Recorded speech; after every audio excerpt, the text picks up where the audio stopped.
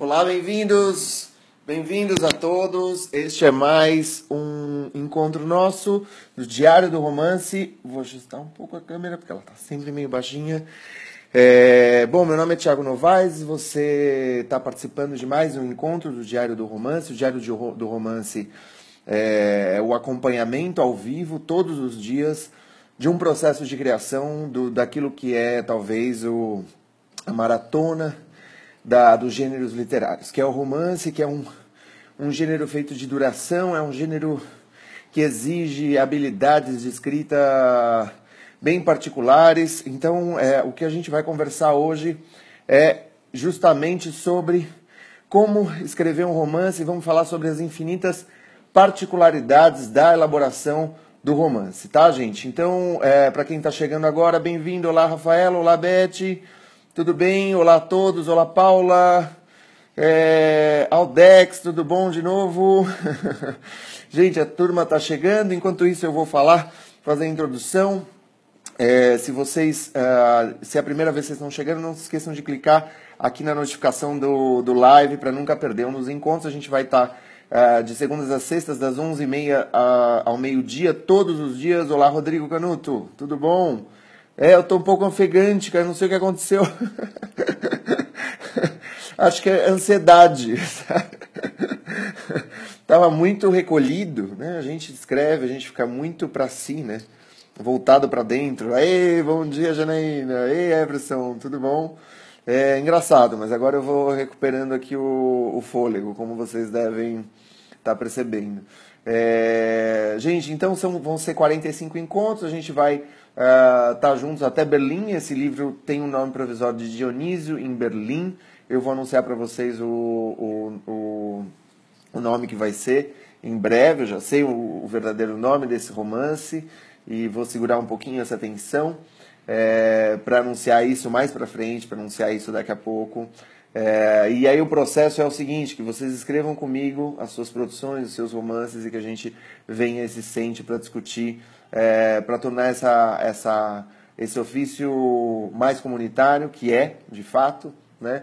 A gente tem um momento de solidão de escrita, mas esse momento de solidão de escrita resgata muitos elementos do estar conjunto, da construção coletiva, da língua que é social, que é compartilhada, né? E é isso, essa é a nossa proposta. A gente começou uma discussão, já é o nosso nono encontro, né? É uma coisa impressionante, estou muito feliz. Nono, décimo, não sei, eu acho que eu perdi a conta agora. E hoje, tudo bom, Rafael? Tudo bom, Cíntia, Marina, Cadu, como vai? Bom dia. Dia 1º de agosto, gente, eu estava com um pouco de receio de vocês não aparecerem, porque eu falei, bom, tá acabando as férias de julho, e a gente tem uma rotina aqui de começar às 11h30, né? E muita gente aparece depois dos encontros, então, dos encontros ao vivo, e aparece para assistir os encontros gravados, que eu estou subindo no YouTube, que está presente sempre no canal do Escrita Criativa. Então, se você perde um dos programas, não deixe de assistir. E, gente, eu vou comemorar aqui uma efeméride para aproveitar. Oi, Carolina, estou sempre aqui todos os dias. Oi, oficial, legal. Que a gente vai completar hoje, muito provavelmente hoje, os 10 mil likes da página. Para mim é incrível, porque... Opa, bom dia, Maíra. Porque a gente faz um ano que o Escrita Criativa existe online, né? É uma página de um ano, e justamente nesse mês onde ela completa um ano, ela completa 10 mil fãs, né? E, porra, pra mim é uma alegria tremenda isso. Enfim, gente, queria agradecer aí a todos vocês as indicações. O pessoal assiste muito essas aulas depois, então eu acho que tem um propósito muito grande esses encontros mesmo. Hoje a gente vai conversar sobre uma questão que é bastante delicada, e que é uma pergunta que sempre me fazem sobre... Obrigado, valeu, Everaldo. Bora lá, Bia. Tudo bom, Bia? É uma questão bastante sensível, né? Do processo de criação de um romance. Porque sempre perguntam pra gente, devem ter perguntado para vocês em alguma circunstância assim de quão biográfico é aquilo que você escreve, né? Ah, isso é fato, isso é ficção, né? O quanto que você inventa daquilo que você colocou no papel e o quanto, na verdade, você está retirando, você está extraindo esse material da vida, das matérias cotidianas, das suas histórias, das histórias que você escuta, das histórias dos seus amigos ou dos amigos dos seus amigos. Valeu, Paula, valeu, Luciana, valeu, Silvio, obrigado, viu? Tem esse delay das matérias, hein? Eu vou resgatando as coisas que vocês estão falando porque leva um tempinho para eu chegar até aqui. Então eu preparei algumas discussões para a gente discutir, né? Porque eu acho que quando as pessoas perguntam sobre o índice biográfico da nossa ficção, eu acho que muitas vezes a pergunta não é muito bem colocada, né?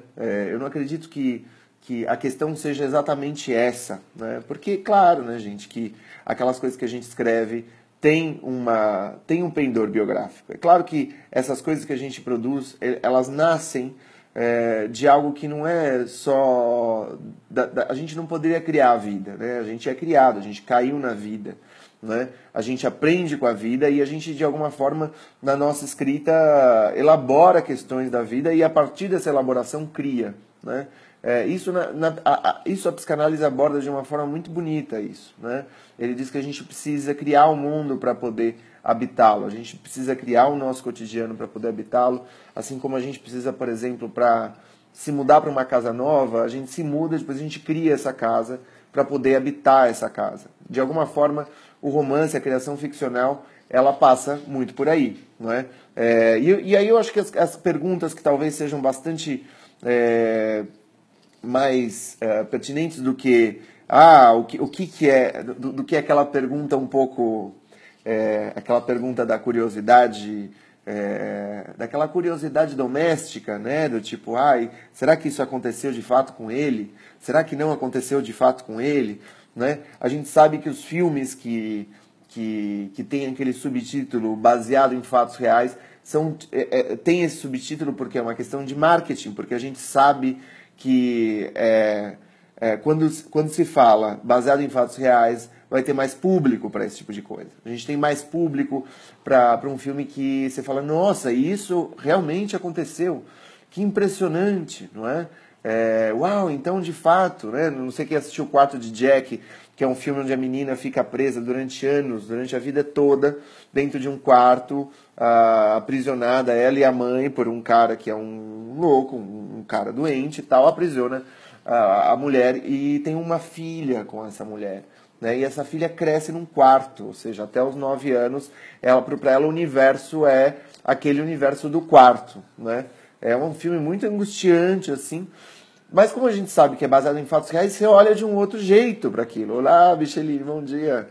Não é exato, Cintia, é isso. A gente ama filmes baseados em fatos reais, mas porque a gente precisa desse enfoque da realidade. Né? A gente estava falando um pouco da história, Patrícia, de fato. Um pouco da história da ficção, um pouco da história do romance, né? E uma das características do romance é o tom realista do romance. Claro que depois é subvertido, existe o realismo fantástico, existem outros elementos que vão surgindo aí, né? E que vão subvertendo uma crise da razão do século XIX para o século XX, né? E que torna essa ideia de realismo um pouco mais suspeita, um pouco mais abstrata e desconfiada, né? De si própria. Né? Mas o realismo é um índice que nos aproxima do fato do livro. Né? O toque realista é algo que se a gente cria só um universo maravilhoso, esse universo maravilhoso tem que ser muito bem criado, ele tem que ter suas leis próprias, ele tem que ter sua própria realidade, porque senão você não vai acreditar em nada. Né? Isso é um dos equívocos que eu vejo que alguns dos alunos meus cometem. Né? Gente, vocês não sabem, eu tenho um curso online de escrita criativa, escritacriativa.net.br. Assinem, se vocês não assinaram agora, que vocês estão perdendo umas aulas gratuitas incríveis que estão rolando por lá. Mas um dos equívocos que os alunos costumam cometer é justamente tornar, muitas vezes, a ficção tão distante da realidade, tão impalpável, que você não se vincula a ela. né? O índice do realismo, o índice da realidade na ficção é um índice de vínculo, é um índice de empatia. É essa frase de, isso poderia acontecer comigo. Eu vou ver aqui um comentário da Patrícia, sempre ponho pessoas reais em minhas criações. Exemplo, detesto homem machista, nunca sofri com nenhum, mas conheço vários. E quando vejo, eles já estão angustiando e aterrorizando minhas histórias. Pois é, Patrícia, de fato. De alguma maneira a gente coloca, e é aí que a gente quer chegar, os nossos saudosismos, as nossas experiências na história, né? Nossa vida cotidiana nem sempre é fácil atingir um coeficiente dramático, mas gostei dessa expressão, Rafael. Em se tratando da nossa vida, especialmente nossa vida cotidiana, nem sempre é fácil atingir um coeficiente dramático mais frequente no romance. Esse coeficiente dramático, e eu vou anotar isso, esse comentário do coeficiente dramático do cotidiano, é uma outra questão, na real. Mas eu acho que sim, claro que dialoga com a nossa, porque o cotidiano é o tempo transcorrendo, né?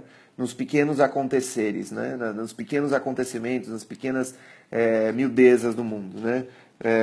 Cotidiano. Isso, como que os grandes romancistas colocam o cotidiano? Isso é uma grande questão, gente. É uma grande questão que a gente vai abordar, e é uma questão muito interessante, né? Como que a vida miúda aparece nas obras? Como que eu faço com que o tempo passe dentro da minha ficção, né?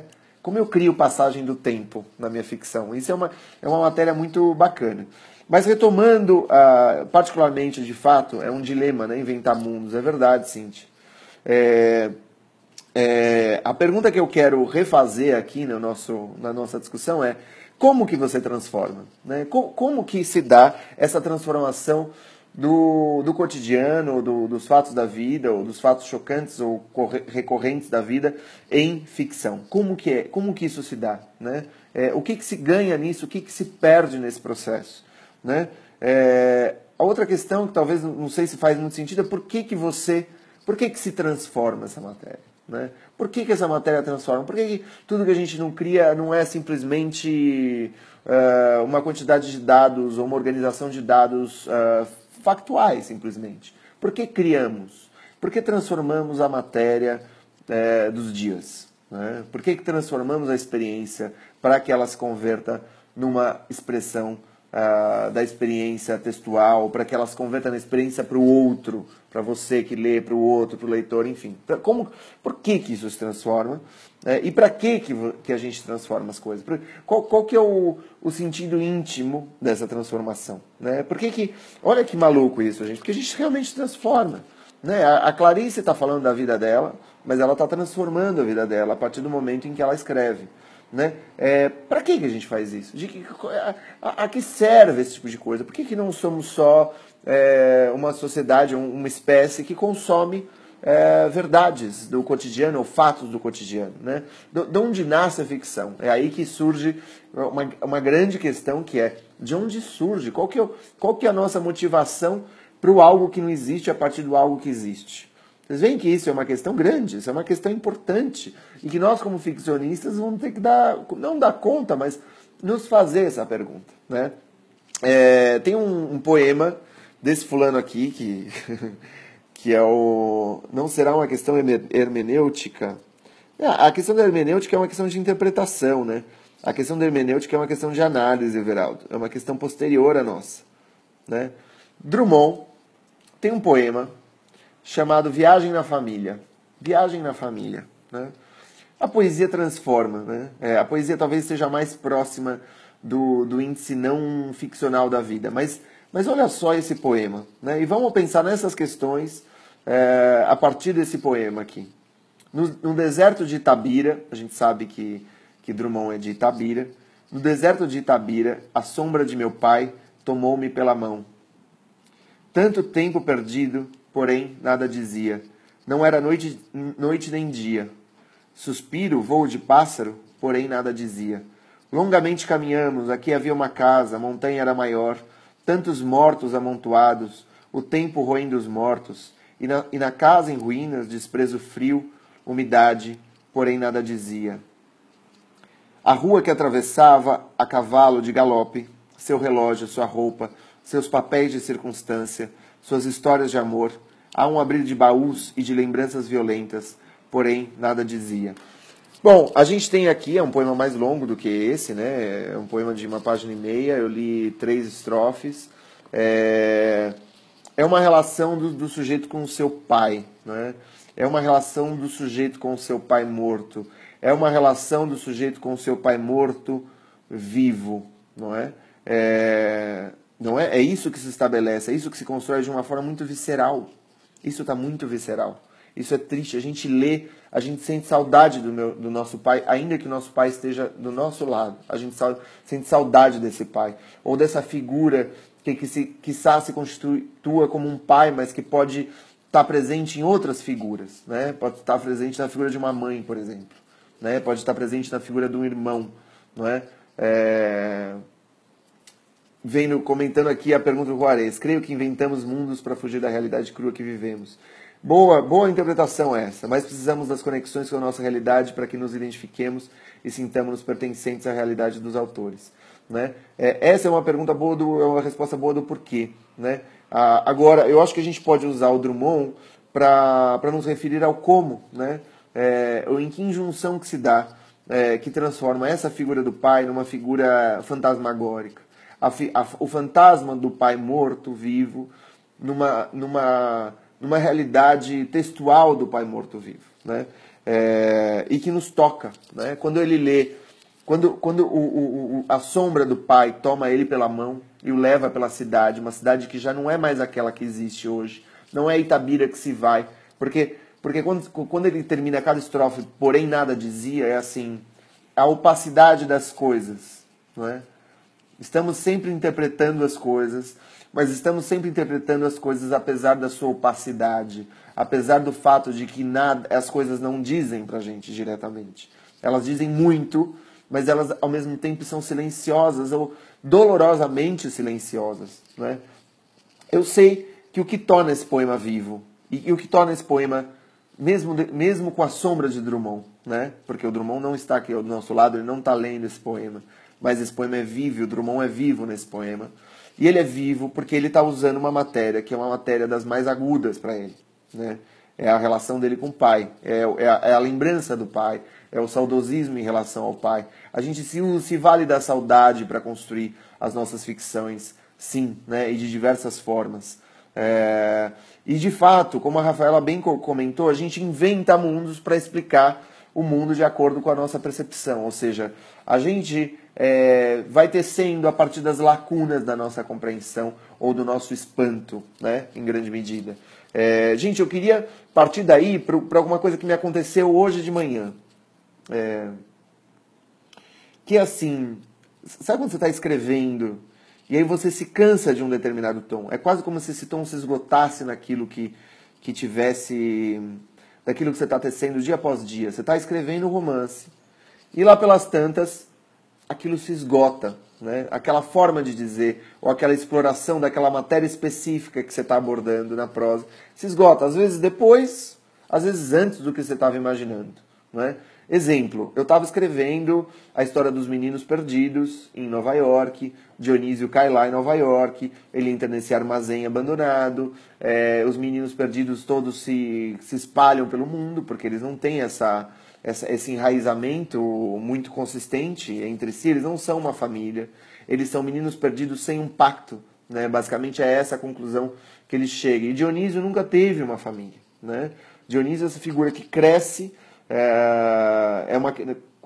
a ilha dele naufraga quando ele é criança, depois ele vai para um mosteiro, né? E as relações que se estabelecem são sim de coesão social, de encontro social, mas não existe um estar junto, uma espécie de cumplicidade de histórias compartilhadas, não é?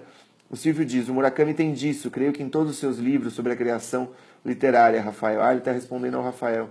Tanto que naquele do que eu falo quando eu falo de corrida, há uns pitacos aos escritores, esse processo resiliente. Bom, longos comentários que eu vou ler depois de vocês, de terminar o vídeo, porque eu não consigo ler aqui, gente. E hoje eu acordei com muita saudade, sabe? E nessa mudança de gancho, Eu sabia que é o fim do capítulo, gente. Eu vou terminar um capítulo amanhã. Tem só algumas pequenas considerações, né? E aí a gente vai partir para o capítulo da Silena. E eu já estou pensando nessa Silena, porque eu sei que a partir de 4 eu já vou começar a escrever. E aí eu vou, essa semana, de alguma forma, tentar elucidar o plano desse novo capítulo. Qual que vai ser o plano, qual que vai ser a estratégia, o que vai acontecer e como que a gente vai acontecer. Eu vou mostrar uns spoilers, obviamente, porque, afinal de contas, a gente está compartilhando esse processo. Eu não vou só simplesmente... O que a gente tem feito aqui é tentar mostrar alguns fios de uma coisa que é muito grande, que é muito complexa. Então, o que eu vou fazer? A partir da 4 é tentar transmitir para vocês a ideia que tem na minha cabeça desse capítulo novo, e aí vocês vão me acompanhar nesse capítulo novo do começo ao fim, né? Diferentemente do capítulo da bailarina, que vocês me pegaram aqui no meio. Então, eu também estou super ansioso, Patrícia. Mas olha só, é um encerramento de um capítulo. Você está encerrando um capítulo, de alguma forma você também está... São vários términos dentro de um término, né? Quando você acaba um capítulo, é quase uma história que se acaba também. Então, eu estou escrevendo o fim de uma história, né? E me deu muita saudade, porque o que Dionísio anseia quando ele vai para Berlim e ele vê aquela marca da tatuagem, um dos amigos dele fala: não, isso aqui é a Torre de Berlim. Na verdade, a Torre de Berlim está tatuada nas suas costas, que é a torre comunista da rádio, que era um símbolo da modernidade comunista, quando Berlim era dividida entre leste e oeste, comunista, capitalista, né, com a administração russa de um lado, com a administração inglesa e norte-americana do outro, e francesa, né? Ou seja, né, a gente sabe que Berlim era dividido e se unificou, e muitas dessas divisões continuaram de algumas formas, né? Mas o que Dionísio começa a ansiar a partir dessa consciência de que, na verdade, ele tem quase um cartão postal estampado nas costas, é uma saudade de uma família que ele nunca teve, né? E para escrever essa saudade de uma família que ele nunca teve, eu tive que resgatar relações minhas com amizades da juventude, né? Eu não sei como foi a juventude de vocês, gente. Como foi? Ou vocês são jovens, provavelmente vocês são todos jovens, menos eu. Mas eu tive uma juventude muito legal. Eu fiz teatro, fiz vários anos de teatro, eu fiz clown. Né, a partir de lá pelas tantas começou a se formar uma comunidade, né, que tinha a ver com uma turma da faculdade, que tinha a ver com uma turma do colegial, que tinha feito teatro juntos, e a gente viajava juntos, a gente tinha uma certa inocência do estar junto, né, que a gente tem nas amizades. E eu, de alguma forma, tentei traduzir isso no texto. E aí o que acontece? Claro, a literatura é invocação, não é? Dá vontade de chorar, você escreve aquilo lá, você sente saudade daquilo que foi. Você sente saudade daquilo lá que você... que é teu, que você ao mesmo tempo perdeu e que ao mesmo tempo é teu. E aí quando você escreve, você coloca tudo isso no papel. E ao mesmo tempo isso te abala, não é? Te abala porque você está usando aquilo que é mais valioso para encontrar com as pessoas. Não é? Vocês entendem o que eu estou falando? A gente usa aquilo que é mais valioso para encontrar com as pessoas no texto. Então, não é brincadeira o que a gente escreve. Não é brincadeira isso que a gente põe no papel. É muito forte. E com quantos anos? Nossa, com 15 anos. Eu vou ler para vocês esse trecho e que tem a ver com essa memória, né? E que tem a ver com essa transformação, porque é lindo eu colocar isso numa coisa que não é minha. Você entende? Numa história de um outro. Porque isso toca os pontos do humano, né? E aí eu vou ler aqui para vocês, gente. De todas essas lembranças que Dionísio não teve, tá? Ai, foda, hein? Desculpa. 18 anos pra cima, a partir dessa frase. Transmissão ao vivo, a gente precisa tomar cuidado com o que a gente fala, gente. É verdade, são pedaços de nós. Sim, sim. Caminhar junto na madrugada. Recuerdos memoráveis, né? A bailarina ela é argentina. Perdoar uma e outra vez. Sumir e voltar. Tecer sentidos maiores que o instante. Entender no encontro um milagre e na conversa um segredo. Estar no centro de si, na novela de si, e Berlim o cenário. Os risos nos fundos. Berlim não foi o meu cenário. Meu cenário foi São Paulo, né? Então, que lindo poder botar isso como uma coisa. Não sei, eu me emociono, porque para mim matéria é essa, né? Os risos no fundo do palco, o eco de um ateliê improvável, vinho, cigarros, o chão de volta, como quando criança. Fotografar os amigos, ler num só dia o livro emprestado e escrever uma longa carta. Canções comuns. Era mais, tinha de ser o que faltava. Tinha de ser sagrado e sem tabus, impávido e cândido. Havia tempo de sobra e tanta gente saindo pela porta e caindo no mundo. A filosofia espiral do rever. Que a novidade nasça do mesmo para variar. Que a novidade seja algo dentro de algo, dentro de algo. E que seja aqui o espaço para pensar do sonambular imóvel, como na dança, o variado improviso. A cidade abraça o Berlim, assoalho pélvico das ressonâncias. Ela é bailarina, né? Os bailarinos pensam no assoalho pélvico. O vibrar contínuo do Deus on Big Bang.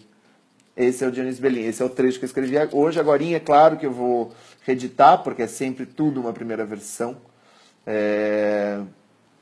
E Zilda, total, né? A gente sofre com os nossos personagens. Como lidar com isso? Eu acho que a gente lida de um jeito melhor do que com a vida, né? Porque com a vida a gente está sempre de surpresa. De alguma forma, na literatura a gente reedita essa surpresa e a gente, de alguma forma, se aproxima daquilo que é muito rápido e que passa sempre muito rápido e muito difícil de entender, né? Porque a amizade é uma coisa muito difícil de entender, né? O amor da amizade, o amor fraternal, aquilo que se estabelece, que passa de uma forma, né, por mais longa que seja, mas passa sempre de uma forma abrupta, né? O duradouro também é abrupto, né? A gente precisa repensar essas questões da duração. Muitas vezes 2 anos passa abruptamente, né? No a posteriori. Quando a gente lembra, você fala, nossa, como foi abrupto, como não caíram certas fichas, não é?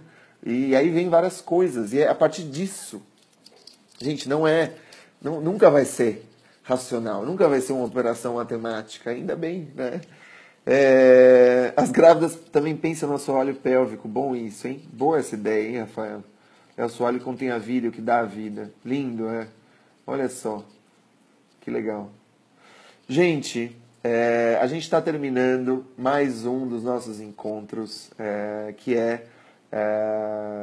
né, dos componentes biográficos na ficção. Eu acho que a gente abordou essa matéria. A gente vai estar aqui de manhã de novo, às 11h30, das 11h30 ao meio-dia. Eu vou correr daqui lá para a USP, que eu tenho uma reunião de doutorado lá, e está começando agora, mas esse meu encontro com vocês é sagrado.